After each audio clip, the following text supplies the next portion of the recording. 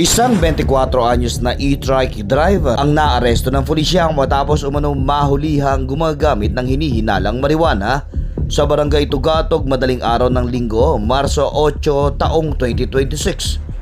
Kinilala ang suspect na si Arnelio, residente ng Dulong Bronze Street sa nasabing barangay.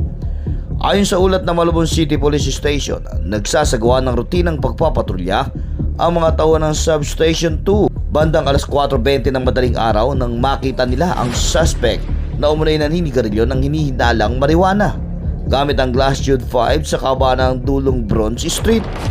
Dahil dito, agad siyang inaresto ng mga pulis na sina Patrolman E.J. Encarnacion at Police Master Sergeant Wilshimar Bukwid.